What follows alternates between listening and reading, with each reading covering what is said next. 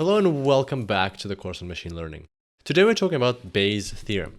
Now our main goal for this section is the naive Bayes classifiers, but at the same time we can't proceed to them without talking about Bayes' theorem. That's why we're going to have this lovely tutorial devoted specifically to this topic. So let's kick it off and get straight into it. Today we're talking about spanners. I know it's a bit weird why we're talking about spanners. We're supposed to be talking about Bayes' theorem, but I'm going to be illustrating the Bayes' theorem on an example, and we're going to be using spanners just because it's one of the things that I found on the internet, one of the first pictures that came to mind, and also that way you'll always remember whenever somebody says Bayes' theorem, you'll remember spanner and you'll remember what we talked about today. So it's a good way to anchor this into your memory. All right, so let's say we're at a factory. We're doing some analytics for a factory, and there's two machines, and one machine produces spanners and the other machine produces spanners.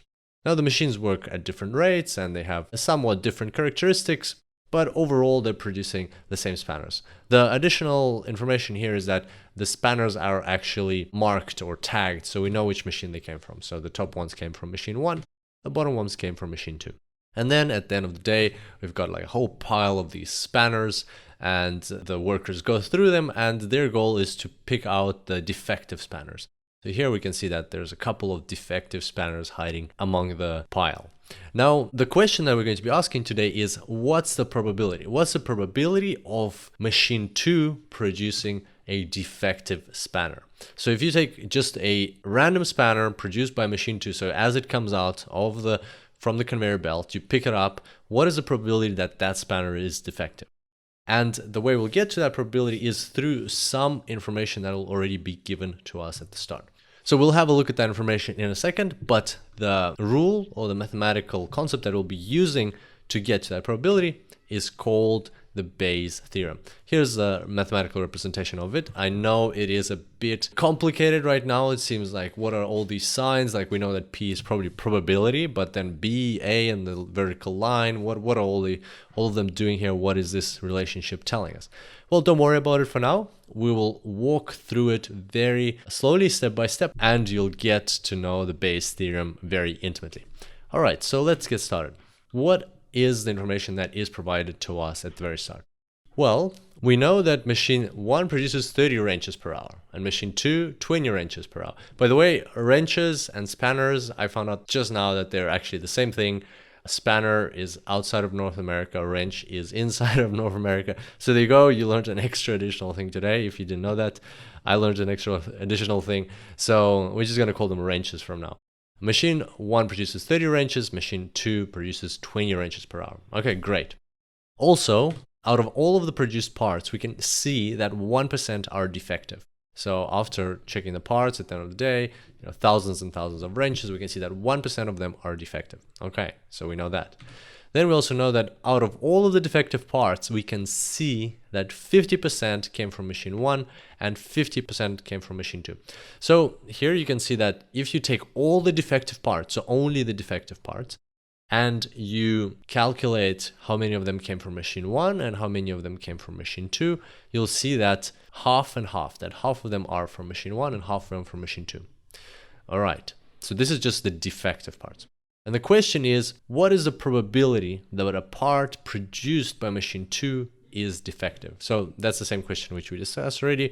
What is the probability that if I come up to machine 2 and take the part that just popped out of machine 2, what is the probability that that part is going to be defective? So how do we put all of that information together to get the answer to this question? That's what Bayes' theorem answers or helps us do.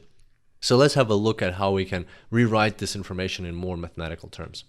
So the first line, what does it tell us? It tells us that machine 1 produces 30 wrenches per hour, machine 2 20 wrenches per hour. So in total, out of all the wrenches produced, there's 50 wrenches produced per hour. And also that means that the probability of any given wrench that you pick up from the pile, just any, whether it's defective or non-defective, if you pick up a wrench from the final pile, the probability that it'll come from machine 1 is 30 divided by 50. Right? So if we're producing 30 from machine 1 and 50 overall per hour, that means the likelihood of any given wrench to be from machine 1 is exactly 30 divided by 50, or 0.6, or 60%.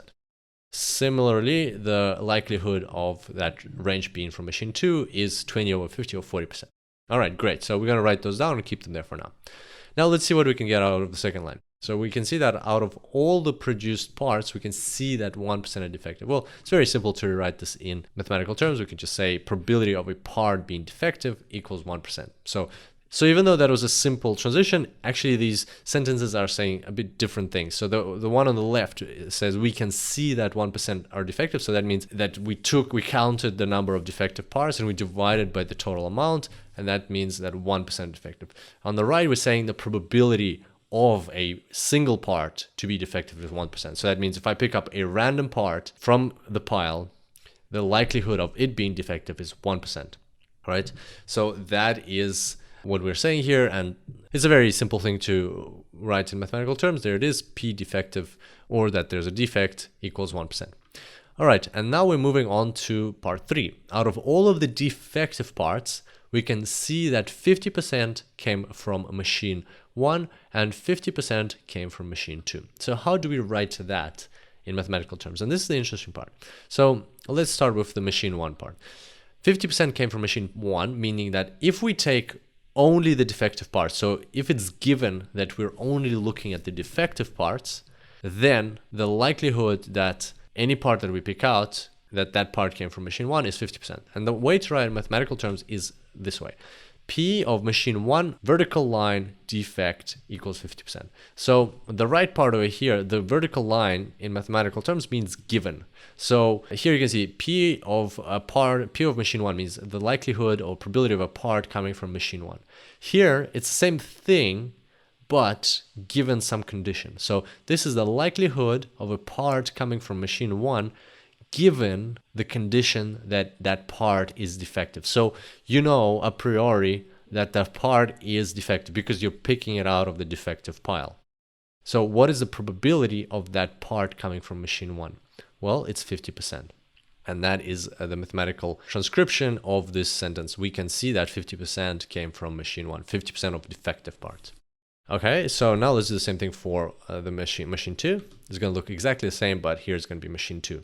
So probability of a part, that the part that we just picked up, the probability that it originally was created by machine 2 is 50%, given that we're only picking out from the defective pile, right? Because if we're picking out of all of them, it's actually 40%, it's 0.4. But if we're picking it out only from the defective file, it's 50%. So you can already tell from here, from these two expressions or 4 expressions, that the likelihood of a part coming from machine 2 is 40%, meaning that it produces less. It produces less wrenches. Whereas the likelihood of a defective part coming from machine 2 is 50%. So that if you take any part or any wrench, you pick it out from the defective pile, the likelihood that it was originally produced by machine 2 is 50%. So you can tell right away that machine 2 seems to be producing disproportionately more defective parts than machine 1, right? So it's only producing 40% of the output, but it's accounting for 50% of the defective parts. And the question that we want to ask is actually a bit different, right? So the question we want to ask is, what is the probability that a part produced by machine 2 is defective? So here it's kind of reverse. Here we're saying we're taking a part from machine 2, right? We're only looking at parts that are produced by machine 2. What is the probability of a random part taken out of machine 2 to be defective? How do we write that in mathematical terms? It's written this way. So probability of a defective part given that it came from machine 2. If you look at just the probability of a part being defective, it's 1%. But here we're given a condition that it's machine 2. So the way to think of it, you can either think of it as parts are coming out of machine 2 and you just pick up a random one. What's the probability of it being defective, right?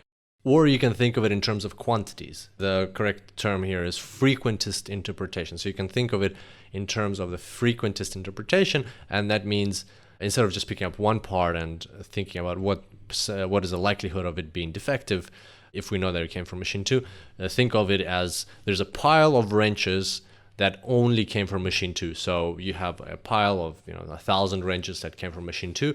What is the number of wrenches that are going to be defective, right? So what is the portion of wrenches that are going to be defective? So those are two different ways of thinking about probabilities or the Bayes theorem, but they're pretty much the same thing. They're exactly the same thing. It's just different ways of thinking about it. So it's either what's the probability of this one part that just came out of machine 2 being defective, or what is the portion of all of these parts that came out of machine 2, what is the portion of them that's going to be defective? So that's the question that we want to answer given all this information. All right, so let's start solving this problem, and we'll illustrate how the Bayes theorem will help us convert this information to this information.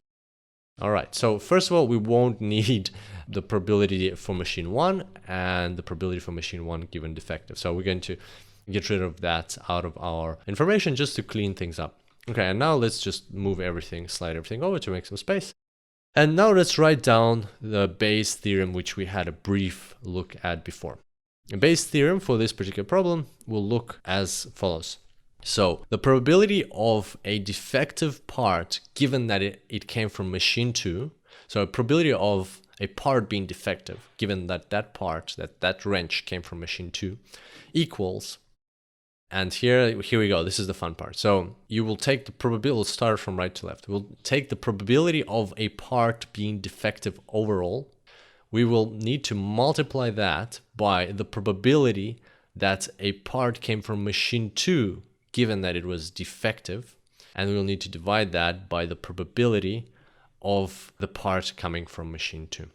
All right, so for now, this might seem a bit better already than we saw previously. At least now we can read these terms, right? And we know how we got them here. So we actually discussed each one of these terms, and they're pretty straightforward, even though the mathematical representation might look a bit scary. At the same time, they're pretty straightforward terms. We know what we're talking about.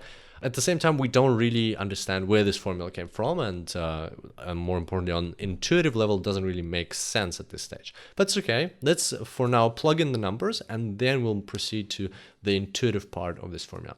So if we plug in the numbers, what we'll get is 0.5. So we'll just take numbers from the top, or if we start from right to left again, the probability of a part being defective overall is 1%. Multiplied by probability of a part coming from machine 2, given that we're only looking at defective parts, or given that that part is known to be defective, it's 50%, so there it is.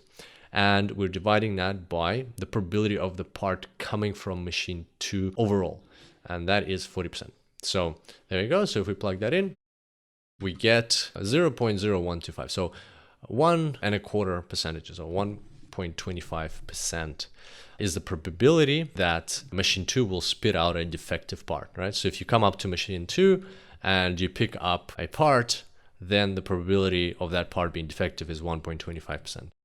Or the frequentist interpretation is, if machine 2 produced 1,000 parts, then according to Bayes' theorem, 12.5 of them will be defective. So you can't really say 12.5 wrenches will be defective. So let's say it produced 10,000 parts, then the Bayes' theorem tells us that 125 of those wrenches are going to be defective. So as you can see, we converted all this information that we knew about the process and about the results of the process into exactly what we want. Now let's move on to the intuition, the fun stuff, right? So there's 1.25%. So let's move this to the top. That's our Bayes' theorem. And let's look at an example, and you'll see that it's actually very, very intuitive what we just did. It all makes total sense. So let's look at an example. Let's say we produced 1,000 wrenches all total. So in total, we have 1,000 wrenches after the two machines were working for some time. So we know that 400 of them came from machine 2, right? So we know that machine 2 produces, how many wrenches per hour does it produce? Produces 20 wrenches per hour, and machine 1 produces 30 wrenches per hour, as per our information from the very start. And that means that out of the 1,000 wrenches, 40% would have been produced by machine 2. That means 400 came from machine 2. Okay, so that makes total sense. Then we also know that 1% have a defect. We actually see this. The workers who look at the wrenches at the end of the day, this was also given to us, they see that 1% have a defect, and that means out of 1,000, 1% is 10. So 10 wrenches have a defect. Okay, great. And so what's the next step? Next step is that we know that 50% of those 10 came from machine 2. So we know that exactly 5 of those defective wrenches came from machine 2. That was also given to us because those defective wrenches actually have labels on them, and we can tell by the labels that 5 of them came from machine 2. All right, so the question is, what is the percent defective parts from machine 2? Well, it's very easy now, right? Because we know that how many defective actually came from machine 2, 5. And we know how many wrenches came from machine 2, 400, right? So all we have to do is divide 5 by 400 and we'll get 1.25, right? So we get the same answer.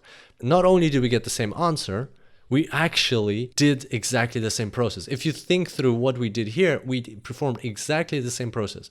We had 1,000 wrenches, right?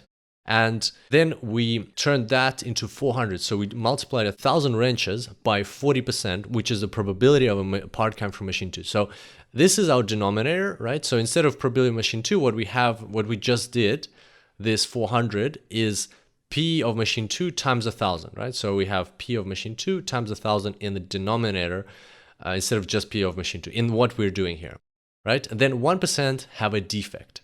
And that means 10. So where did this 10 come from? That's 1% times 1,000. So instead of P defect at the top, we actually have P defect times 1,000 right now.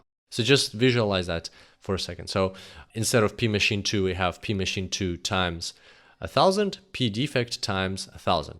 And then this 50%, the probability of them 50% came from machine 2, right?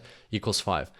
This line is actually us performing this operation here. We're saying the probability of card coming from machine 2, given that it's defective, is 50%. So basically, to get to this, what we did is we took this part, so we took 50%, we multiplied it by the 10, which is actually, so we took 50%, multiplied it by 1% times 1,000. So here we've got extra times 1,000.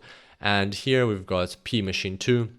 What we did is we actually put in P machine 2 times 1,000. So I just added an extra part over here times 1,000 and part over here times 1,000. And then we still divided that final result, that 5 that we got, by the 400 that we got. So the logical steps that we took are exactly the same as the Bayes theorem. The only difference is that we looked at a specific example of 1,000 wrenches. So as you can see, the Bayes theorem is a very intuitive theorem. So we're not even going to go into the mathematics of how it's derived. This is about us understanding it intuitively. So as long as you remember the mathematical representation of the Bayes theorem, it actually makes total sense what it is helping us calculate and in the steps that it is implying for us to take to calculate the final result.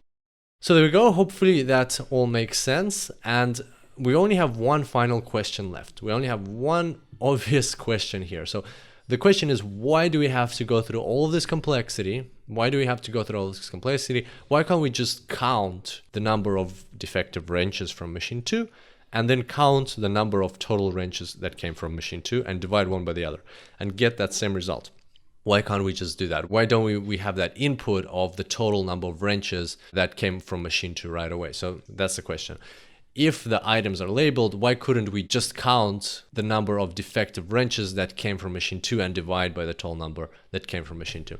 So if you think about it, that's exactly what we are doing. So we're dividing the total number of, so this is the total number of wrenches that came from machine 2.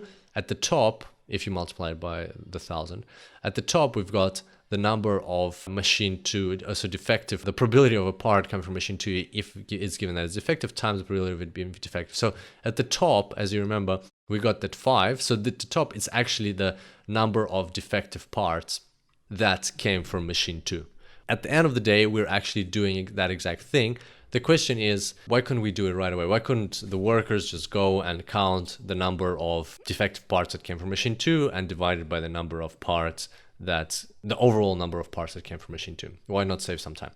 Well, the answer to that question can be multifold. First of all, it might be very time consuming. Like in this example, it might be time consuming to calculate the number of wrenches that just came from machine 2. For instance, we might know it might be like a standard metric that the factory measures how many wrenches produced overall, right? So we know that number 1,000 or maybe 100,000. But to count them from machine 2, it might take them some time to sit and count through those wrenches, and therefore it's just faster to use Bayes theorem. The other thing here is that sometimes you might not have access to that information. Sometimes the problem might be such that you just cannot perform that, and you have some inputs like we had in this case, and that's it. And it's not as simple as in this example, and therefore you just don't have access to that information. So there are numerous reasons why you could be in a situation where you can't just go through the straightforward, easy, obvious way, and you need to use Bayes' theorem. So therefore, it's a useful thing to have in your data science arsenal. And moreover, now that we know Bayes' theorem, we can proceed to the naive Bayes classifiers. And to finish off today's tutorial, I've got a quick exercise for you. Perform the same calculation or similar calculations for this value that we want to calculate. What is the probability of a part being defective given that it came from machine 1? So there you go. It's a handy quick exercise just to solidify this knowledge, and I look forward to seeing you in the next tutorial. Until then, enjoy machine learning.